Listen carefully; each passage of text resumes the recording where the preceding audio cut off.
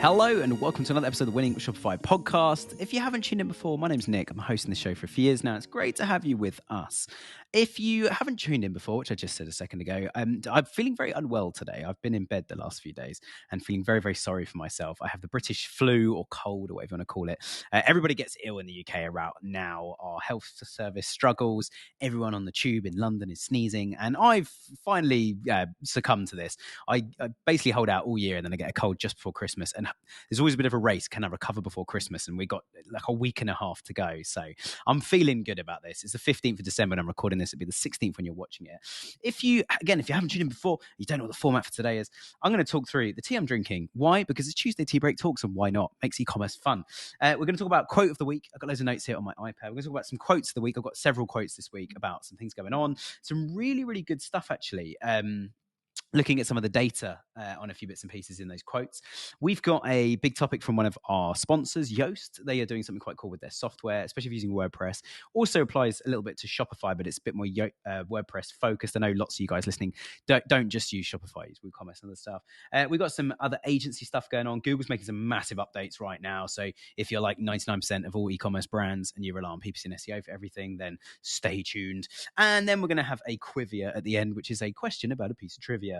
I'm still really smug about the fact I came up with the word Quivia, and I came up with it whilst recording an episode. It just came to me, so it's obviously meant to be. But again, apologies for my outfit. I did promise last week I'd be in a Christmas outfit, and I'm not. I'm basically in tracksuit bottoms and a hoodie because I'm going to go back to bed once I finish recording this and miss part of the Spec Christmas party, which is my agency. Boo-hoo. Anyway, I'm drinking lemon, ginger, and Manuka honey tea today because it's the first thing I could grab in the kitchen when I got to the office, and I need to get better, and apparently these things are good for me. Right. Welcome. That's the intro done. Let's talk about some of the things going on. So quote of the week then. I love this. The first quote we got is, no one owns the customer anymore. The customer owns themselves and they control the relationships that they want. So no one owns a customer anymore. The customers own themselves and they control the relationship that they want, which means you need to build a site and brand and way of doing everything from packaging to delivery to marketing in a way that customers actually want. Got another one here. This is quite cool. So we start to look at some of the data. The UK top 100 Black Friday visibility winners 2025. And we updated this on the 25th of November. So it's the UK top 100 Black Friday visibility winners 2025. John Lewis still holds the most Black Friday rankings. So when you type in Black Friday with or without anything else, John Lewis, one of our retailers here in the UK, has the biggest amount of visibility for that on Google, which means they've got the best SEO, basically, which is incredible. In 2024, we discovered John Lewis were the undisputed champions of Black Friday in the UK. They ended up with the most top 10, top 5, and top 1 rankings by a significant margin. Our latest data, which is 22nd to 24th of November, shows John Lewis is still a million miles out in front. So anyone who's trying to do SEO, look at John Lewis. And what you'll notice is this is what I find interesting about SEO. A lot of their technical SEO and some of their page speed and other stuff is not great. It's the sentiment towards John Lewis that makes them so powerful. Customers in the UK love John Lewis. The product range is so vast. They have enormous stores. People say good things about them. And when John Lewis talk, here I am doing exactly this. When John Lewis talk, people listen. John Lewis spoke, I've listened, and now I'm telling you guys are all listening. So they are a million miles out in front. Currys is another technology one. And interestingly, so John Lewis and Currys both sell similar sorts of technology. They cross over a lot in kind of white goods and computers and stuff. Currys slip a place to third, while Appliances Direct jumped to second, who were in third last year. What's amazing about this is Appliances Direct are significant. Well, as far as I'm aware, I believe they're significantly smaller than Currys, but they've overtaken them, which is amazing. Boots and Amazon both move into the top 5. Amazon, no surprise at all. Boots doing well, guys. Like, sometimes I look at the Boots website and think, what on earth am I looking at? But clearly doing some things very, very well. I shop there quite a lot. Moving up from 5th, from the 24th at the start of November. So doing very, very well. Argos are a big winner, zooming into 8th position from 100th earlier in the month. Again, it's Black Friday keywords, which probably means, this is interesting with the SEO bit, is that the later you post all your Black Friday content and pages or make any Black Friday updates to your site, the later you're going to rank for it as well. So maybe Argos just had nothing for Black Friday or very little live earlier on, and then posted lots of stuff after that. Despite sitting in 10th since the end of October, Foot Asylum who sell trainers, they've dropped, or sneakers, you guys say in the US, dropped to 25th. Tech Radar jumped from 10th to 26th. Again, first is best when we're talking about SEO, and improving their count of number one rankings considerably from 7 to 21. So some pretty good movers and updates there. Happy with some of that, not happy with some of it. Depends who you are. If you work for any of those retailers, sorry guys, or well done, depending on which ones you work for. So a bit of news from Yoast. This is quite exciting. So Yoast is a SEO plugin. So it's the biggest and most used website plugin in the world.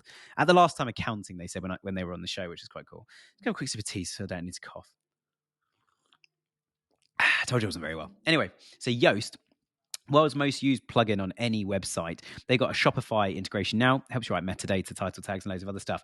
They've just announced an incredible integration. I was sitting having a beer with one of the team up in Manchester. When was that? Not last week. It's the week before. So no, was it last week? No, it was 2 weeks ago. 2 weeks ago from when this is going out. We're sitting there having a beer, and it's one of the things I was wondering is, why haven't we done that yet? And he gave me the weirdest look, and I now know why. So what they've done is they've now integrated Google Search Console and GA4. If you've not used Google Search Console, get it. It's free, and it is Google's way of telling you what traffic they've sent to your website, and it is completely bulletproof as a tool. If it says something that Google's seeing, that is what Google's seeing. If it tells you that they've sent some traffic to your site for a certain keyword or query, it's called in there, it's gospel. So that's what Google Search Console is, and GA4 is the biggest, most used analytical program in the world for websites. So GA4, they've integrated them, so you can now see these are four key things I saw in the summary of this article. And again, it's in their developer blog. You can read the article by clicking on the link below. I'll get Byron to add that into the show notes. So key search metrics, which is quite cool. So you can actually see things like impressions, clicks, click-through rate, etc. I'm assuming, I haven't checked in detail, because it's an integration, I'm assuming you'll need to have Google Search Console set up first. If you've not got Google Search Console set up and you set it up, it will instantly give you 16 months worth of data. 16 months is all it holds. So we download a lot of data for our clients to keep an eye on what happened over 16 months ago. So we do good year-on-year comparison. The second thing it looks at is organic sessions. So if Google sends someone to your website, they've clicked on you, and it's known as a click in Google Search Console. The Google Search Console can't see within your website itself, or doesn't report on that. GA4 does, and it's called a session when somebody, and there's a proper definition for it. I haven't got it in front of me today, but session is basically when someone is using your site, right? So it shows, the second thing it shows you is organic sessions. How many people are now using your site? This is interesting. It's the third one, so you don't have to start filtering Google Search Console and looking around. It gives you the top 5 search queries that you're being found for and the top 5 most popular pieces of content. I've only got this update about half an hour before recording this episode, so there's a load more info in that. Sorry, guys at Yoast, I haven't done that any justice. But definitely click on the link below, guys. And if you're not using the Yoast plugin in Shopify, then do, because I endorse it. I think it's a fantastic plugin. We didn't just take them because they're offering us money as a sponsor on the show. We took them because it's one of the biggest plugins we've been using on WordPress for years, and the Shopify plugin is very, very good. And there's also code, I think it's WWS or WS10. Again, we'll put it in the description, or you can click on the link on our website, wwspodcast.com, and you get, I think it's 10% off. There's an offer there as well. Sorry, my brain is literally like mush today. If it's not on the teleprompter or on this iPad, I'm not going to read it out. So yeah, check it out. We definitely get a discount through us. We've got a few big things going on in the Google world. There's a very Google-focused episode today. The first one is, I mentioned this last week, and a few people have emailed me and gone, I basically said AI isn't where you think it is. And loads of people emailed me saying, I say loads, it was over 10 people. I got 10 emails saying, what do you mean it's not where it should be? Like, everyone's investing like crazy in it. Every other news article is about AI. There was also a set of news articles recently, and I don't know if you saw this. It said that the economic AI bubble is about to burst. That actually, a lot of the US growth market, again, I'm not a financial advisor, so I'm just telling you what I read in the articles. It was saying that a lot of companies' values have been boosted because of AI, and a lot of AI has been over, because everyone's been investing in it. It's been over, what's the word? Basically over priced. So people are paying more than they should for those shares or whatever, or to get involved in those companies. But they reckon that's going to burst soon. There's been a whole heap of economists saying that, like, actually the value of AI from a sort of trading standard is going to drop soon, or trading perspective. So AI is not what you think it is. We've literally been, I think I said last week, and I've definitely said in the show recently, we've seen companies where we're pitching to them and they said, where's the bit about AI? And we sort of said, oh, okay, well, just to clarify in our pitch, these are all the things that will affect AI. It's like content, link building, sentiment, having good usability across the site, having sort of snippet bite size of like, what is this content about at the top, and then the detailed content underneath. That's all the stuff that AI looks for. We have more than one client who's like nationwide or many international clients ranking incredibly well on SEO. And then when we look on AI and we do a series of searches or use a tool to do a series of searches for us, we're getting nearly 100% visibility. That means if you ask it any question about the particular topic or gifts to buy someone for their birthday or whatever it might be, we're showing up nearly 100% of the time. And that's fantastic. And you're like, well, that means the SEO strategy is obviously done, isn't it, for AI? It's fantastic, or GEO or AI strategy. And then you start to look at the traffic in GA4 and go like, well, where are all the sales coming from? And then you get into GA4 and you're like, okay, it's like I'm not making these numbers up, 0.1% of website traffic. If it's at 2 or 3% of your website traffic right now, AI, you probably don't have enough website traffic, which is why AI is looking like an okay sort of percentage trying to start. But the amount of billions that's being invested in it at the moment to optimize for AI, when actually the AI optimization is only a tiny bit different to what we would just call SEO in the first place. It means people have been investing in the wrong SEO optimization all this time, and people are just wasting money on that until something changes, which I might be saying next week, right, big update, we're doing this instead. Nothing's changing.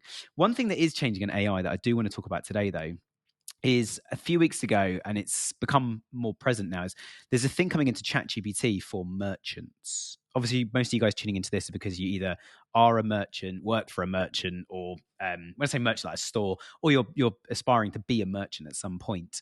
Soon, ChatGPT is going to have what we believe, it looks like it's going to be the same as a Google shopping feed, and someone can actually purchase products within ChatGPT. That is exciting. Watch this space. It's only been launched for a small beta program in the United States at the moment. As soon as it goes broader than that, we'll let you know. We do have a couple of US clients we've got onto the beta waiting list. So we're going to get into that as fast as possible. So that is going to be exciting. And that could be a game changer.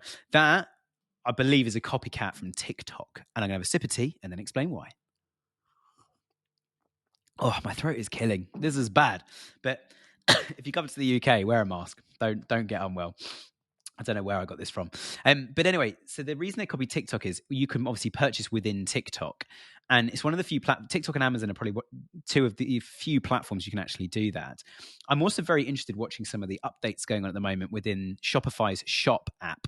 I get more and more notifications from Shop app telling me, because I've got it installed on my phone, telling me that a store's running an offer, or there's something going on, or have I thought about these products, or did I leave something behind?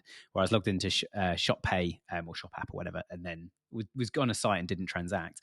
So there's quite a lot going on in that space. So we're going to keep an eye on that as well. But I'm quite excited to see that. At what point is the Shop App just going to become a Amazon, but for Shopify stores only? I think it's a fantastic idea from Shopify, and it's what I thought the Shop App was always going to be. But we'll see. Some other big things: Google Ads. I love Google Ads updates when they're this big. They're both terrifying and exciting at the same time. Google Ads is finally getting another bidding strategy. They haven't changed the book called the bidding strategies for a while. A bidding strategy is where you tell a campaign to, if you say maximize clicks, it's going to get you as many clicks as possible. If you say maximize conversions, it's going to get you as many conversions as possible for whatever you've defined as a conversion. That could be someone filling out a sign up to a newsletter box, could be purchasing a product, it could be getting directions to your office, it could be signing up to an event.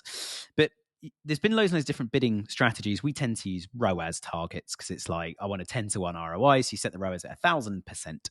So whatever dollar I give, every dollar I give to Google, I want $10 back, basically 1,000%. But we're getting a new one that's called journey aware bidding. This is quite exciting.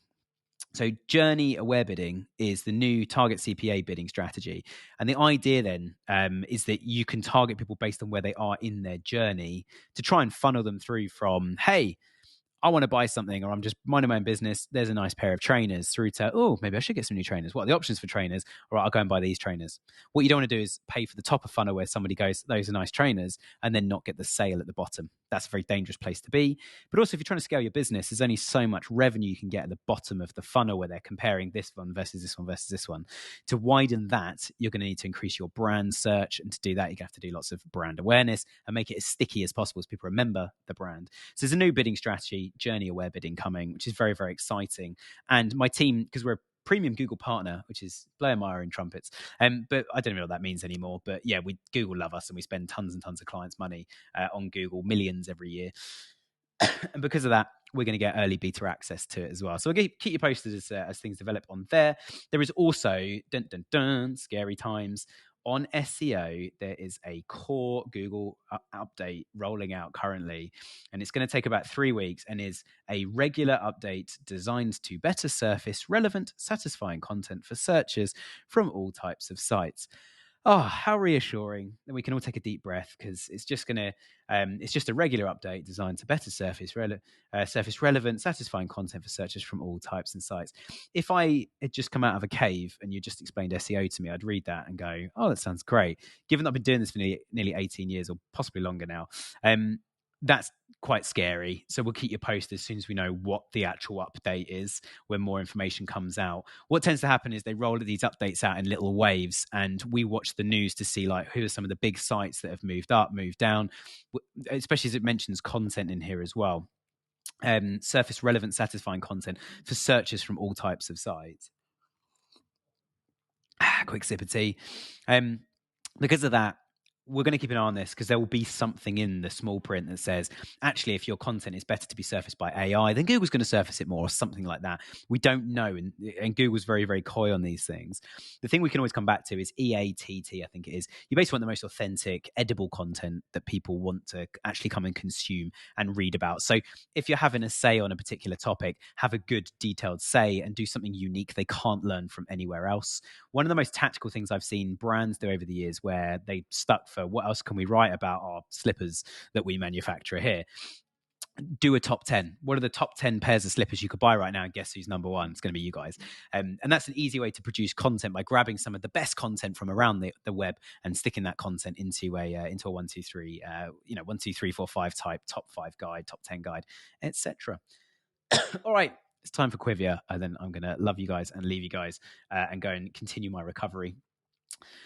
So we've got 2 Quivias this week because it's nearly Christmas. We thought we'd treat you guys. And I'm doing an episode next week, and I will wear my special Christmas outfit. And you can probably guess what it is, but it looks very itchy. But yeah, we'll try it next week. So the first Quivia. How much did the volume, so how many people were typing in Black Friday into Google, the keyword Black Friday into Google, how much did the volume of people searching for this, also known as search volume, how much did the amount of people searching Black Friday on Google increase or decrease this November compared to 2024? Shout out wherever you are. And someone said they shouted out in their gym the other day and a lady fell off the running machine. So please be careful. They weren't trying to sue me. They just said, maybe be careful when you say that. And I thought, what's the world come to? I have to warn someone not to scream at a woman in the gym on a treadmill. But anyway, so yeah, did the search volume go up or down? And if up, how much? If down, how much? So last year, it was 1.83 million times someone searched just that exact query, just the words Black Friday search, nothing else. 1.83 million last year. And this year, it was 1.5 million. It's gone down, which begs the question, which we don't really know. But it does beg the question, are people shopping from other platforms? Maybe people are using AI a bit more, and maybe people aren't searching Black Friday into Google, but they're typing in the product they want to buy into Google. We know from looking at all the traffic volumes and everything that overall shopping increased more in the UK. UK and US is where we always look. Sorry, everybody else. UK because we're based here, and we've got lots of clients here. In US because a lot of you guys listen to the podcast from US. UK and US overall traffic was massively up. I think my bet, and I don't know if we're ever going to get enough data on this. It's going to be so granular. If I had to hedge my bets on this, I would say it's probably because of AI, but not because people are using AI. People are still using Google a lot more, as I said earlier. We see that in the data. But actually, because of AI, people are probably using more detailed keyword searches into Google, or even using Google AI to search, which means you wouldn't just type in Black Friday search, which actually, if you're typing in Black Friday and clicking go, what on earth are you looking for? I just want some deals. Just show me some stuff. The second Quivia, before we say a lovely goodbye, is what percentage of holiday shoppers are using Google or YouTube to shop? What percentage is just people online? What percentage of holiday shoppers are using Google or YouTube to shop? If you said 83%, you're wrong. If you said 85%, you're also wrong. It's 84%. So 84% of shoppers went on Google or YouTube, or both, to shop this year. Unbelievable. Anyway, thank you so much for tuning in, guys. Thank you for all your well wishing. I'm sure I'll get some emails. Some of you guys are absolute keyboard warriors at the moment. But yeah, we'll be back again with another episode, I think on Friday. I haven't really checked my diary for this week. I'm just trying to get through the day. But yeah, we should be back again on Friday. Thanks for tuning in. If you haven't already hit the subscribe button, go and subscribe to our newsletter as well. I've been Nick. You guys have been amazing. And thank you so much for tuning in. Goodbye.